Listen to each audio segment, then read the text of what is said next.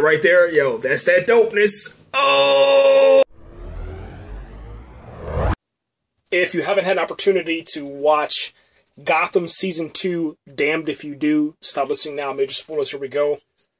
Okay, so something that's a little bit different with this podcast now is I'm in a different room that will hopefully, you know, take out any of the additional noise that you normally hear inside of most of my podcast reviews. Hopefully that works. Let me know what you guys think. Okay, so Season 2 is here of Gotham, and we have arrived. It was a very, how do I say this nicely? It was a very frustrating, a very long journey to get to Season 2.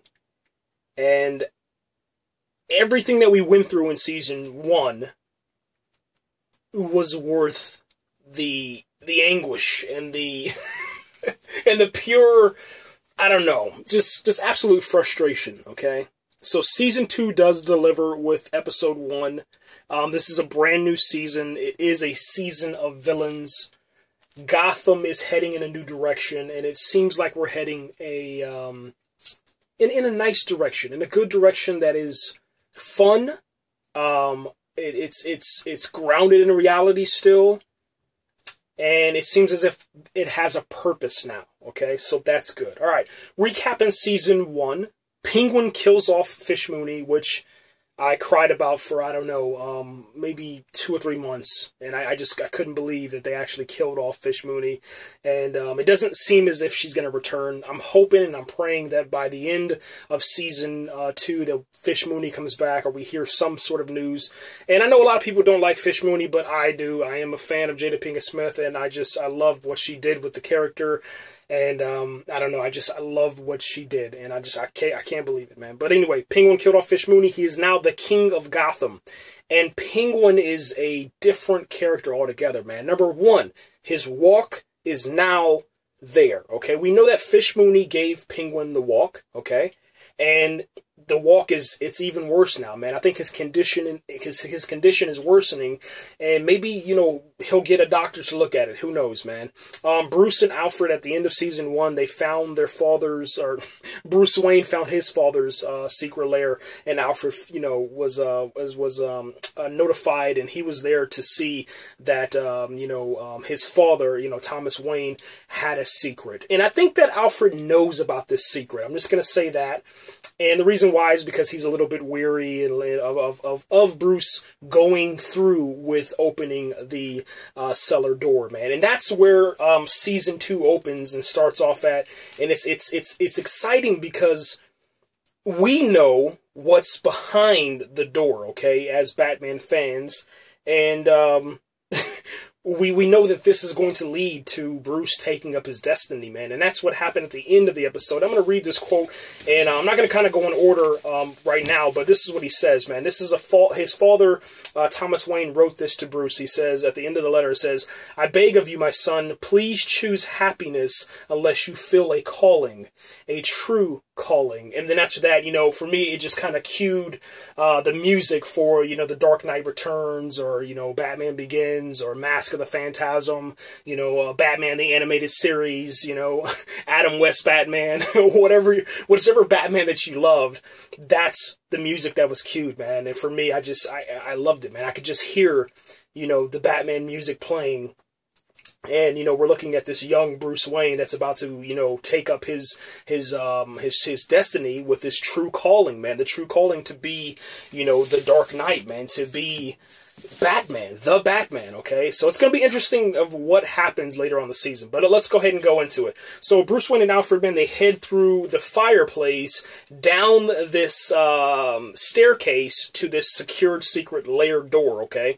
And Bruce is determined to get into this locked door. Alfred is kind of afraid. Then the scene transitions over to Jim Gordon and all of the rest of the different characters inside of Gotham for Season 2. So it's doing an introduction to all villains, Jim Gordon and his new, you know, life and his new take on life inside of Gotham. And it's playing this song, man. It's such a perfect day. yeah, it's such a perfect day, and then you just keep me hanging on. So it's like, it's such a perfect day, blah blah blah blah. I wanted to spend it with you, and then you just keep hanging on. Yeah, so it's playing that song, and it's really, to be honest, it's a perfect scene, man. And what I love about season 2 is the cinematography. The cinematography has changed. It looks like they borrowed a little bit from Arrow season 1, which, don't get me wrong, I'm not going to say anything bad about that. I did think that it took away from the focus of the story, but it did give us a different look at, I guess, how uncomfortable Jim Gordon is with being a bad guy, okay? And we'll get into that a little bit later on. But anyway, Jerome, aka the Joker, and I'm not going to waste any more time. After this episode, after this podcast review, I'm not going to waste any more time calling the characters by their, Gotham name. I'm going to call them by who the hell they are, okay? So, Jerome, aka the Joker, man, is behind bars, okay? Then all of a sudden we get this transition for a new scene, and you have this guy who's drinking this blue drink, okay? There's this man hands this very large guy, and a very overset, obese guy, this drink, and he says, drink it up, and then after that he says, thank you, master. The dude from Intruders, Shepard, and the guy from Orphan Black, who, I don't want to spoil that one if you haven't watched the latest season of Orphan Black. I'm not going to spoil who that is, but that guy is now inside of Gotham, and I'll get to his name a little bit later on, okay? But right now, he just passes him this blue serum, this blue drink. He tells him to drink it. We find out that this guy is named Zardon, the Soul Reaper, okay? And what ends up happening is that he goes into the middle of the streets of Gotham, and he starts to rain terror, okay? And what I love about it is that we find Jim Gordon. This is the first time we see Jim Gordon, inside of his GCPD outfit, and inside of his GCPD outfit, he's now a street cop, man. And this all is because of the demotion that took place at the end of season 1, and he's demoted to a uniform duty, man. So he looks around as he hears Zardon screaming, and then he pretty much takes charge of the situation, because he's Jim Gordon, man. There's another cop on duty with Jim Gordon that he's kind of waiting for to relieve him of his street cop duties, his uniform cop duties, and they end up getting to a confrontation because the guy was late, and he also didn't give him any kind of backup when it came to Zardon. I mean, he didn't really need any backup, but it's okay, man. Zardon had these swords and this outfit that was pretty ridiculous, man, but it was really fun to watch. And I really enjoyed that, man, okay? The Riddler. Let's go ahead and move over to the Riddler. And you guys should know who he is already. We're not going to talk about that. It's an enigma. But anyway, he now has split personalities. You see him in the GCPD. And he's kind of like in their, not a fitting room, but like a locker room, where the men's locker room. And, they can, go in there and change and take a shower and shave, and etc., all right? And... he's in front of the mirror. Jim Gordon goes in there, he washes his hands and stuff, and, they greet each other, and then after that he leaves. And the Riddler is, he looks in the mirror, and there's another Riddler, okay, in the mirror. And this Riddler is more relaxed, he's more bold, he's more upfront, he's talkative. He's the Riddler. It's the Riddler in the mirror. You have this duality moment to where, his destiny is, he's literally facing his destiny. He's looking at his destiny in the mirror. And it's some of the best lines that you're ever going to hear, man. He says, the guy in the mirror, the Riddler in the mirror says, how about we have a little bit more, how about we have a little more fun, some more romance, okay? And then the regular Riddler, he's like, leave Miss Kringle alone. I know what you're talking about. And then he yells out, be quiet. Because what's happening is that the Riddler is actually having the voices in his head. And it's crazy what they were able to do with this. But I loved what they did with this. And I think that it's actually a really good thing, man, to actually see these actors, man, come inside of Gotham and see some really cool stuff that they're able to do with this whole situation, man. So I hope that everything, continues, going on an upper motion for these guys. Corey Michael Smith, who plays Edward, man, he really does a good job this season, man, and I can't wait to see what else he's gonna bring us, man. We find out that Bullock, okay, he's done. He's quit GCPD. I don't know why, but I think it's just because all of the stuff that Commissioner Logue was pushing on him, and they probably gave him some sort of ultimatum, and then he's done. But that's not the end of Bullock. You know, when I thought that it was going to be, I was like, yo, are they going to take Harvey out of the show? I said, this is bullshit. And that's not what happens at all, man, okay? So what ends up happening is that after you see the Riddler inside of the locker room, we now go into the captain's office, and that's Captain Essen. Captain Essen is in the office with Commissioner Logue and the on-duty police officer, the uniform cop that Jim Gordon got into a confrontation with.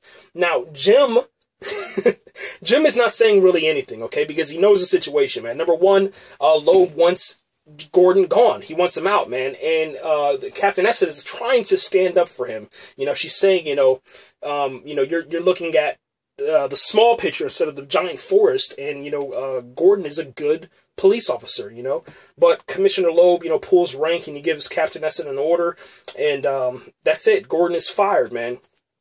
Gordon walks over to Commissioner Logue. He shakes his hand. First, I thought he was going to punch his lights out, and I was like, oh, man, this is going to be crazy. This is going to be a crazy season if Jim Gordon punches his lights out, and he doesn't. He shakes his hand, and he says, it's been an honor working for you. And then after that, he says, I told you I'd break you. I will. I told you I'd break you. I will. And those were the last words, man, from from Jim Gordon as a police officer on the GCPD. It was one of those things, man, like it was like out of the comic book. I felt like he was being Bane for a moment, because of, the Dark Knight Rises, and I'm here to fulfill Ra's al Ghul's destiny. I felt like he was trying to pull this, I told you I'd break you. I will. It was a really epic moment, man. And that's the last time we hear from Jim Gordon, man. The scene cuts out where where they transition to another scene, man, which is going to be Barbara and the Joker inside of Arkham Asylum. But before I go there, what we have now, man, is that Jim Gordon has tried all of the different options for being illegal. He's tried everything on the right track. Now the only thing that he can do is go the illegal route in order to seek justice. And that's what this is all about, man. It's about seeking justice, and how will you seek justice? I think that's the premise of season 2, man. Will you, continue to walk that fine line between, injustice and justice? And that's what we're finding out. And Jim Gordon, man, tonight he proved it. Like, he's going to go the distance, and it doesn't matter how or what it takes to get there, man. All right. So the next scene is Barbara.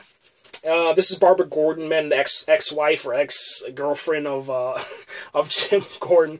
She's actually inside of Arkham Asylum, and that happened, in season 1. I don't want to spoil too much, but I think it's a very interesting storyline. If you're a fan of Heroes and soon-to-be Heroes Reborn, you're going to love that if you watch season 1.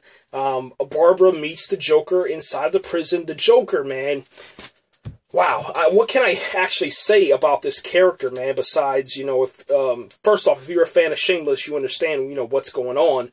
It's fascinating stuff, man, what we're able to see inside this episode, man. But the Joker approaches Barbara, and they start talking a little bit, and then you're sitting here thinking, like, okay, is he really going to try to team up, man? And that's what ends up happening. They team up inside of this this season on all the bad guys. And Cameron, man, he does a great job, man, with Jerome, man, who is the Joker, okay?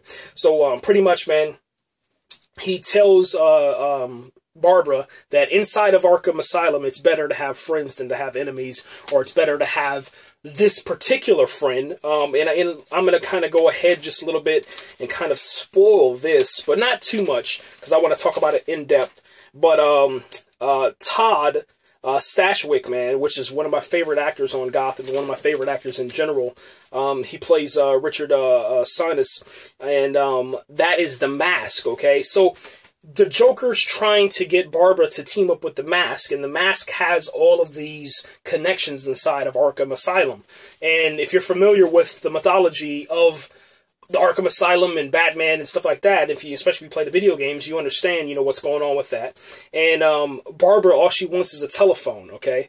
But she also, and what they did also in the writing room and with Gotham Season 2 is to show you, once again, man, like, Barbara Season 1 was the most annoying character. I felt as if Barbara was Carl from the fucking Walking Dead, and I couldn't stand her. I wanted her to die, and they didn't kill her off. They killed off Fish Mooney instead. I was pissed off. But Barbara Season 2 has potential to be the best turned around character that I've ever witnessed on television, because this Barbara is actually interesting. And I'm thinking it's because of the split personality and the psycho, sadistic, twisted mind that is Barbara Gordon, okay? So we got to figure this out. We have to see what's going to happen.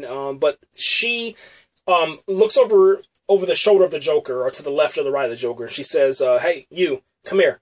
And then she's in this, girlish voice or whatever. And then this big, tall, bald dude comes over. And he's like, I don't know, I'd say he's like 7 feet tall. He's huge, muscular. She convinces him to be her best friend. And she says, if anybody tries to hurt me in here, you'll protect me, right? And he's like, yeah, I will. I'll do anything for you, Like, it was that simple. It was like in less than 10 seconds, she had this guy wrapped around her finger, and he would do anything, okay? At the end of the episode, he was actually painting her nails. That's how deep in love this dude fell for her, man, okay? It's crazy. But anyway, the Joker, he also sees the potential of Barbara, and he's like, wow, you're a bad girl. You're a really, really bad girl. It was epic, man, the laughs that he does, man. I think Cameron really has this thing tied down, man. I'm telling you guys, I would love to see him, I don't know, man, in some sort of television movie. Why don't they do that? But we're not going to talk about that. All right. The next scene that we get, man, is Jim Gordon arrives at Penguin's lair, his hideout, Penguin's mansion, whatever you want to call it. Let's just call it Club Penguin. And Penguin and Selina Kyle are working together. Now, we saw a little bit of this at the end of Season 1, okay? But Season 2, it seems as if, Penguin, he knows that there's something special about Selina Kyle. And he said this, and this was one of the best lines. There's a lot of really great lines inside of Season 2, Episode 1. But this is one of the best ones, bar none, man. I guarantee you're going to love this, man. He says, he's in regards and in referring to Selina Kyle, he says, it's like having a cat around the house. I was like, what? I was like, hey, did he really just say that? Yeah, he said it. He said it's like having a cat around the house. We know that Selina Kyle is Catwoman. We know that she's the cat burglar in Season 1. Her destiny, her true calling, as we know from this episode now, is to be Catwoman. So we'll see what happens, man. And I'm hoping that at the end of Season 2, obviously, we're not going to get Batman. We're not going to get a full-fledged Batman, until the end of the season, okay? This is pretty much going to be like Smallville. They might go around Season 5, but, he has to be old enough, Bruce Wayne, to put on the suit, okay? But I'm hoping that Bruce Wayne and Selina Kyle, since they are friends, that he influences that just a little bit. Maybe we get to see Catwoman and Bruce Wayne, Catwoman and Batman inside of the end of Season 2. That'd be pretty cool. All right, so Jim Gordon, man, he comes in. He goes to Penguin, man, and he cashes in on a favor. The favor is at the end of Season 1. I think like maybe 2 episodes before the season finale or right at the season finale. Go back and check that out if you want to understand that. He asks him for the favor and help, man, and after that he says, even before Jim told him what he wants, Penguin says, yes, your wish is granted. And he's like, you don't even know what I'm talking about. You don't even know what I asked for. He says, it doesn't matter. He's like, whatever you want, you got it. And Penguin knows, man, what Gordon, wants before he asks, man. That's what I have written down here. And the terms are favor for a favor, and he wants Jim Gordon in return for this favor. And the favor that he's talking about is to get Commissioner Logue out of there, okay? And I don't know why or how he knows it, but I think it's just because he's such a great criminal. Penguin is that powerful, man. He knew exactly what was going to go on, man. And he wants Jim Gordon in return to persuade a business deal with this local thug, man. And he does it. He pretty much, the deal is that he wants a debt collected. And he wants you know, Jim Gordon to do that. And Penguin knows what's going to happen as a result of this, but he doesn't share it with Jim Gordon, man. And, yeah, the act of the collecting the deal is to, reassure Penguin that the friendship that him and Jim Gordon, because it's so important to Penguin, and it will break him at the end of this season or whenever it happens. When Penguin becomes Fat Penguin, I think that the result of that and the reason for that is because he's going to eat himself into this fat stupor because of Jim Gordon, okay? And that's why he wants this relationship to be real. Jim doesn't want it to be real. He's just using Penguin to get what he wants, and that's just how it is, man. I think, you know, Jim Gordon will do anything to get that justice that he was talking about. I guess to return the favor, or to get the promise that he, you know, to make the promise come true, what he promised, you know, a young Bruce Wayne. He wants that to happen. Then Jim goes over to see Bullock, man, who we get, you know, reassured, I guess, for fans of Harvey Bullock, is that he's alive, he's doing well. He's actually a bartender, which I would have never imagined, man, that Harvey, I mean, I guess about to say Harvey Dent, but that, I don't know why I said Harvey Dent, but that Harvey Bullock, man, is a bartender. I would have never dreamed of that. Like, I don't, genius move, man, by the writers, man. But yeah, he's a bartender, man, and then we get this nice bromance moment where, Jim, man, he's like, I gotta go, I gotta head out of here. He pretty much just asks him for advice, kind of hangs out with him a little bit, gets an update for us, and then after that, they lock their arms behind each other's heads, man, and they put their head, you know, the forehead on each other, they connect their forehead, and he's like, man, I'm proud of you, bro. And then Bullock, you know, he smiles, man, and then after that, Jim walks away, and that's it, man. And now we have this drunken Jim Gordon. It was one of the weirdest moments, man, and this right here, I did take a little bit of issue with in the episode, and this is, we have a drunken Jim Gordon who just spent time with Bullock at his bar, and he drank shots and shots after shots, and now this drunken Jim Gordon goes to see a young Bruce Wayne, and his whole reason for going there is to apologize for breaking the promise from season 1, and also to somehow get advice from Bruce Wayne as to how he should take and go forward. I don't know, man. That's one of my main issues. It's like, yo, Bruce Wayne is a kid. Yes, he has potential for greatness, but I just don't see Jim Gordon. I don't see it. I don't see Jim Gordon talking to Bruce Wayne about all his fucking issues as an adult. He's a kid.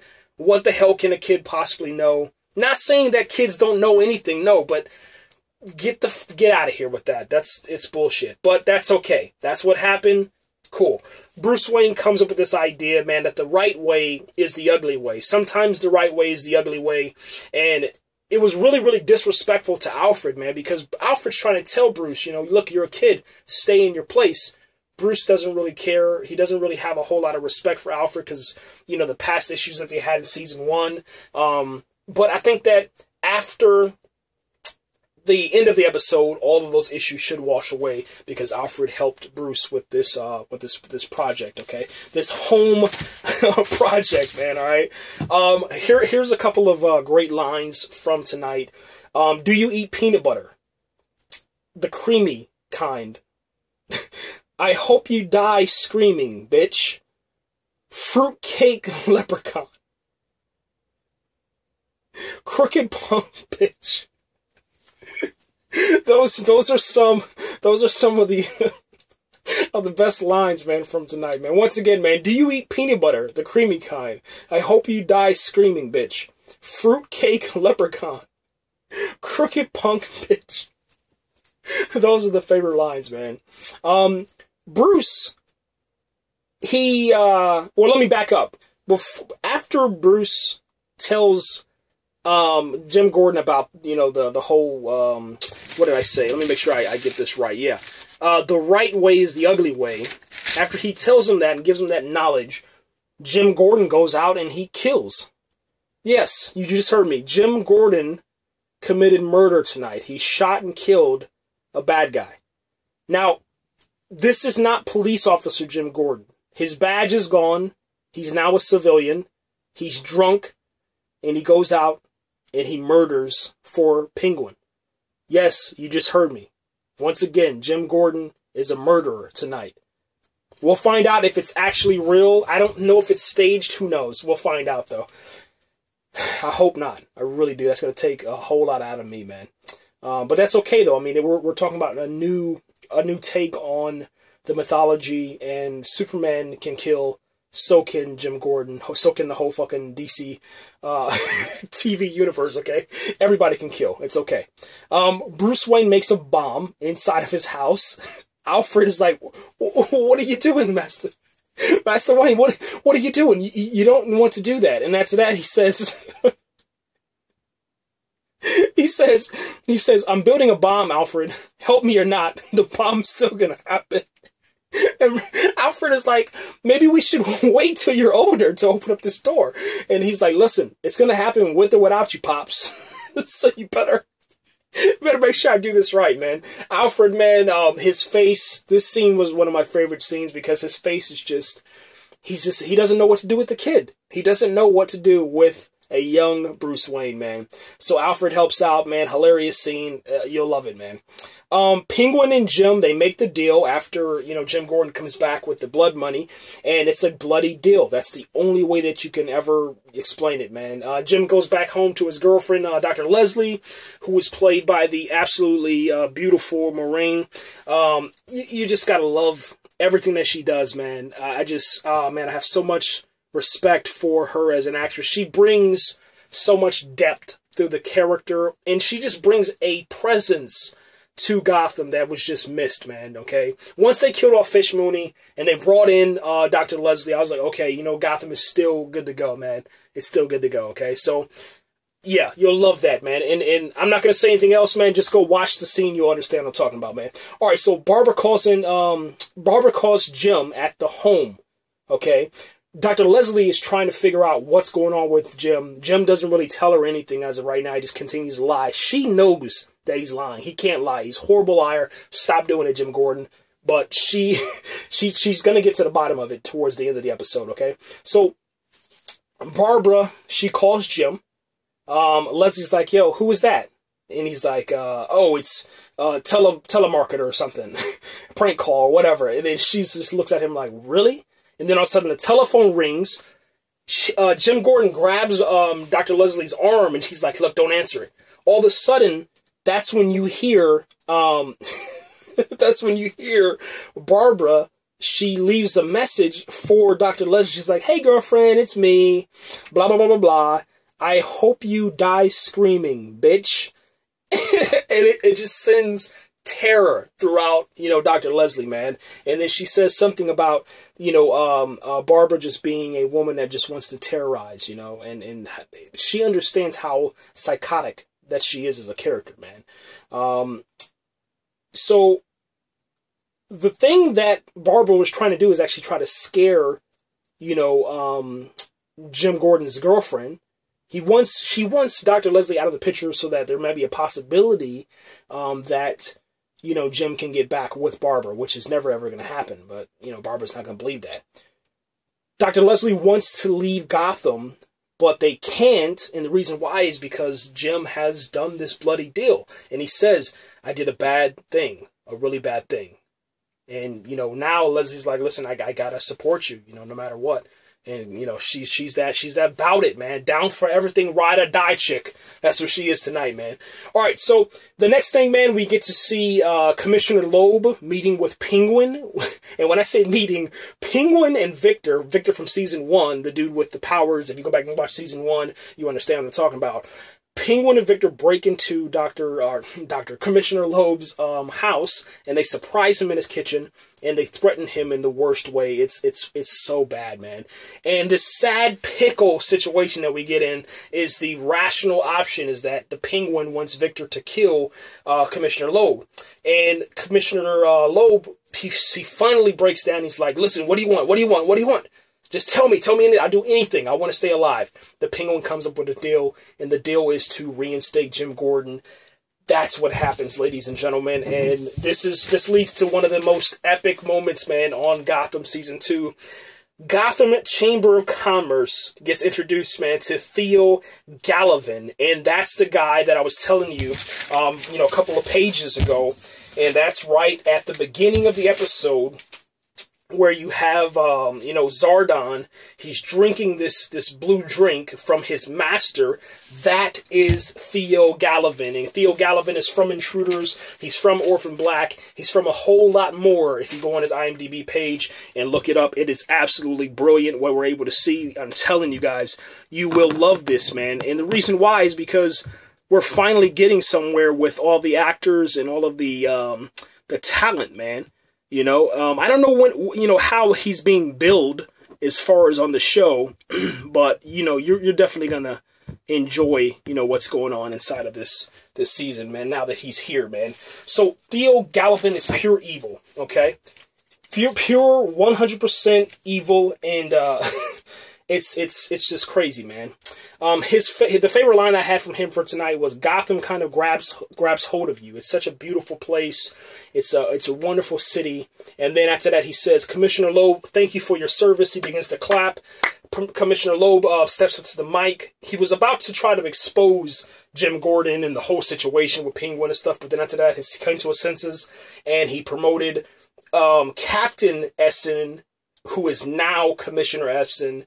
Commissioner Loeb has stepped down, and all of a sudden, the Arkham Asylum is broken into, okay? 6 inmates have escaped. We get introduced to this character, mysterious character, all in black. She has a gun. She has beauty and grace and sophistication to her. And then we find out later on that Theo Gallivan has a sister named Tabitha. That is Tabitha. Tabitha has broken 6 inmates out of Arkham Asylum. And the reason and the way that she did is because all from the beginning of the episode, man, when Lordon, or excuse me, I said Lordon. I was thinking about Lord and probably Zordon mixed together. But anyway, when Zardon was arrested by Jim Gordon at the beginning of the episode, he drank that blue drink. This blue drink escapes out of his stomach. And I didn't want to spoil this. There was a scene at the beginning of the episode right after his arrest as Jim Gordon is leaving the GCPD. He's inside of the holding cell, and some of the blue stuff escapes out of him, out of his mouth, as he's sleeping, okay? Well, he breaks inside. Well, he doesn't break inside. He walks inside of the Arkham Asylum. He yells out, "I'm Mazardon, and, you bow down and worship me. I'm the greatest one," or whatever. And then he ends up passing out because nobody's paying attention to him. That's the same moment where that big tall dude was painting Barbara Gordon's nails, and he passes out. Everybody in the precinct, or not precinct, but Arkham Asylum, they pass out, and that's when the prison break happens. Jim Gordon is welcomed back to GCPD. Then after that, Theo Gallivan comes onto the scene. The next scene, he's inside of how do you want to say, this mansion, and he has the Joker. He has the Mask, he has Barbara Gordon, and he has a couple of other inmates from Arkham Asylum. They're kind of like tied up on a gurney with with those crazy straitjackets. There you go.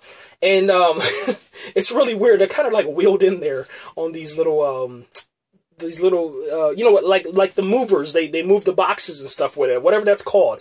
That little cart thing. They're on those. It's so strange, but I mean that's how it works.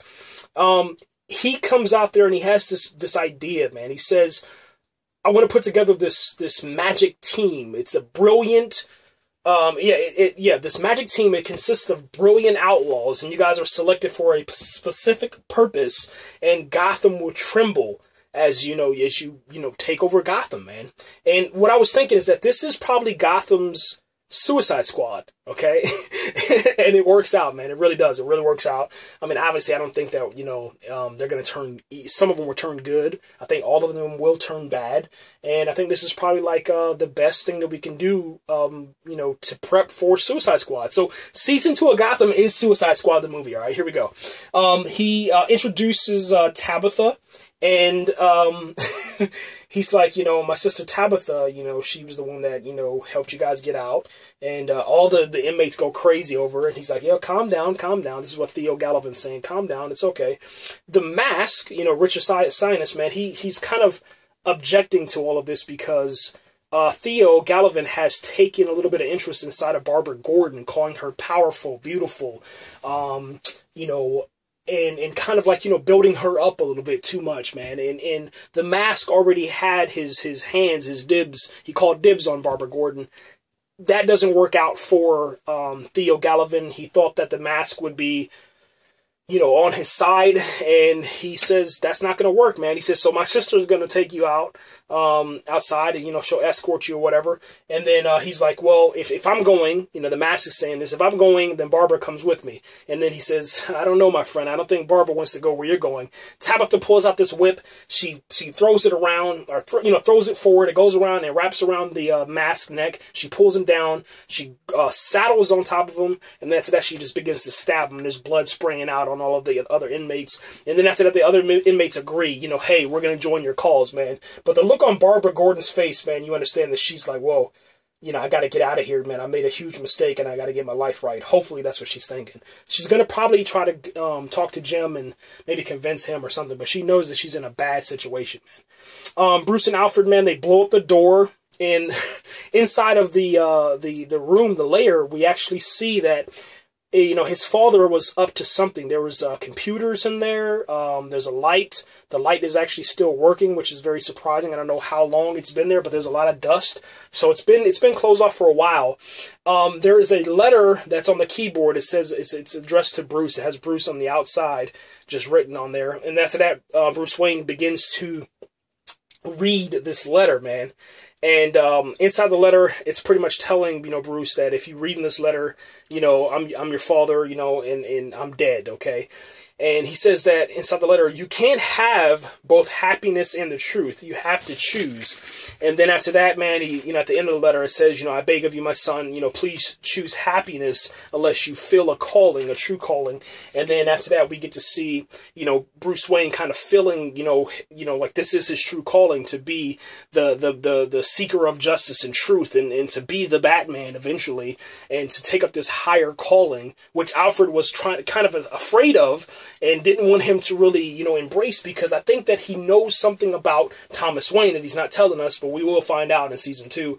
And then we see Jim Gordon. He's back inside of his GCPD, undercover agent type uniform with the, you know, the nice suit on, and he's looking in the mirror. It's the same scene that that the Joker, or excuse me, the Riddler had, and except this, what you're seeing back is this really determined face, Jim Gordon, that is choosing, you know, his calling. He's choosing, you know, his true calling, which is to be part of the GCPD and to fight for justice and truth, and to do whatever it takes, man, to fulfill his promise, man. And that ends the season, or not the season.